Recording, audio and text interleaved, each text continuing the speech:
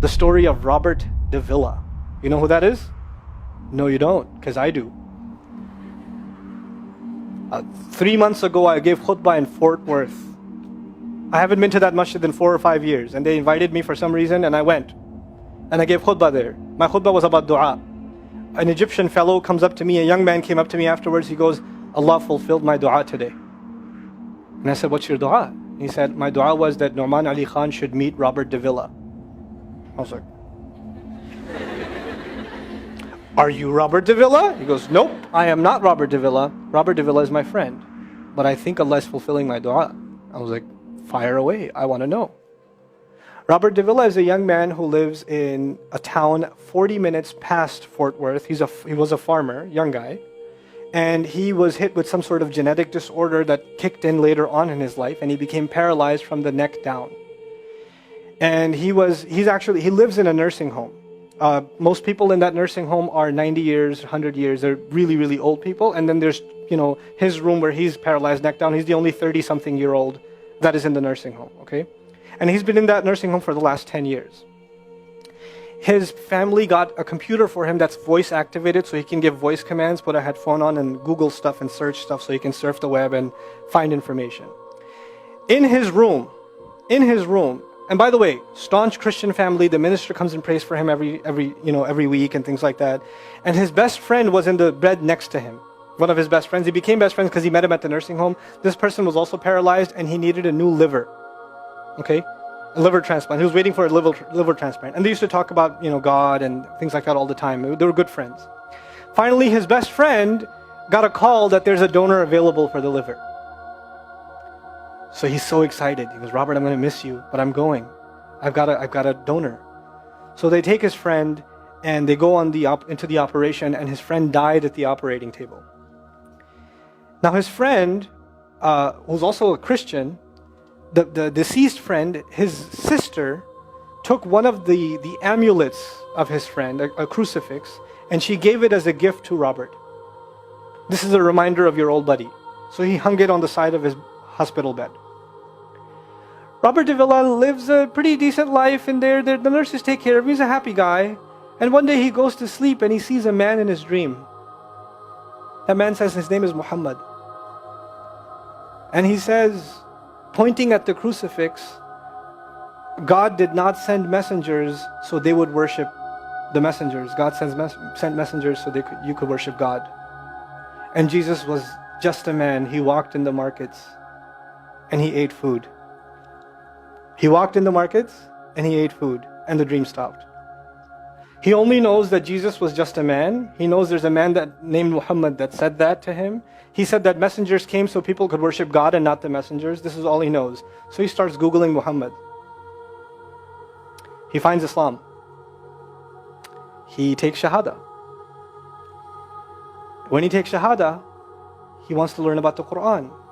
So he goes on these chat sessions and finds somebody needs to teach me Quran. He finds a brother in Egypt that he gets together with on Skype to try to learn Arabic. Learn the Arabic alphabet. Once he learned the Arabic alphabet, he learned to recite the Quran. He memorized 10 surahs from his hospital bed. Then he said, I'm beginning to memorize the Quran and I'm beginning to learn about this prophet, but I need to understand the Quran. So he starts Googling how to understand the Quran. And for some reason, he ends up on my videos. And he starts watching my stuff. And he watched almost everything.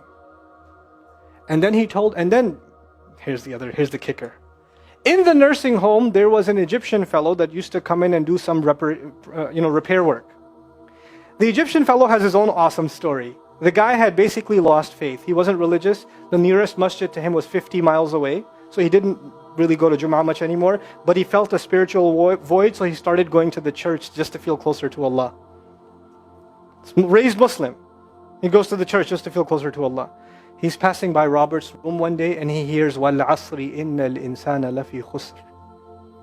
So he walks into his room and says, Robert, what are you listening to? Robert says, nothing. That was me. And the guy says, you're Muslim? He goes, yeah, I became Muslim. And now this friend is in shock. How does Allah guide someone in the middle of Churchtown, USA, in a nursing home, with a crucifix on the side of his bed that he doesn't even have the physical strength to move. And the guy himself says, I want to come back to Allah.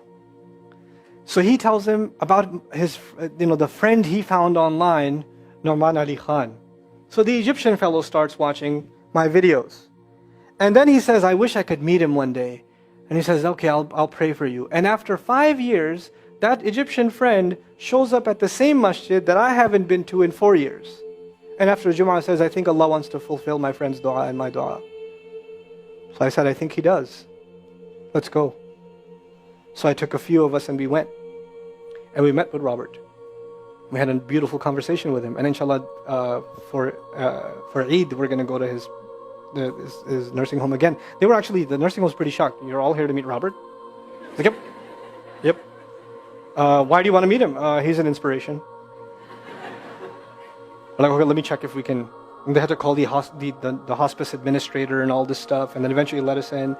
And Robert's in shock. And then I meet with Robert, we're talking, and I was like, hey Robert, so I heard you memorize some surahs.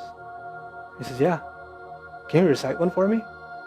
So he recited Surah Al-Asr. Not one of us was not crying.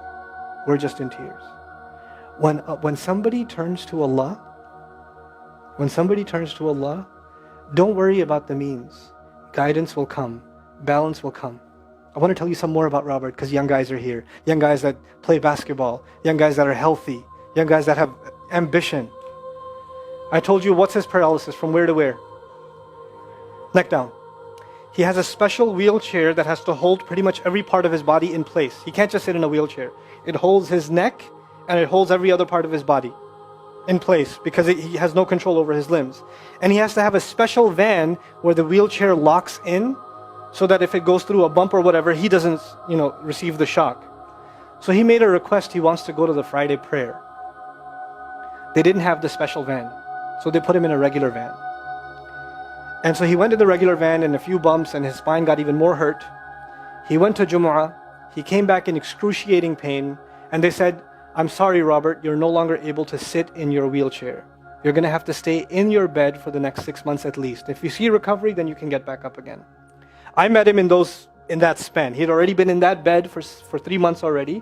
And the reason he was in that bed is he went to the Jummah prayer. And he told me about the Jummah prayer. He said, I've never felt more peace in my life than I was in that masjid. And you know what I'm going to do, Brother Nouman? When I can sit in my chair again, I'm going to go to Jummah. I'm going to go to the masjid because I've never felt like that before. There's someone who has nothing but control over his mouth and his eyes. And he says, I only find peace in the masjid. And here we are. These masajid, I don't care what ideology, what school of thought, what they're talking about in the masjid, what fitna is there. I don't care. It's still Allah's house. Just go to pray. Don't go there to talk to people. Go there to talk to Allah. Just go to talk to Allah. You're just going for you and Allah. That's it. That's it. Other things will come, but you're not going for them. You're just going there to find peace. You'll become different people. If Allah can guide Robert de Villa, Allah guide everybody. And then he said, sometimes I wonder why Allah put me in this position. And then I say to myself, what, am I kidding? Allah has given me so much. I am so grateful for what He gave me. And if this is the way He was going to bring me to Islam, it's all worth it. So worth it. You have Muslims that lose a little bit of health and they say, why is Allah doing this to me? And this man, if you would think, nowadays atheists argue because of suffering there's no God. If one man has in a position to say, I don't believe in God. If there was a guy, why would I be in this position? It would be Robert de Villa. That guy would say, I don't believe in God. If there was one, why would I be in this mess? And yet he's in this position, and I've never seen a face with more nur. Never. I've never seen a face that has more contentment on it. He's so satisfied with life. He's so happy. He's just happy. The last 7 or 8 khutbahs I've given are actually based on one sentence each on one sentence that he said in his conversation. Is that profound? He's a teacher to me. I consider him a teacher. He's my sheikh. Somebody says, who's your sheikh? I say, Robert de Villa. Really? Is that a pizza place? Or no. No. The guidance is all around us. You don't have to get worried about what's not there. There's plenty there. You know what Allah did for the people of the cave? You know He even guided them in where to sleep.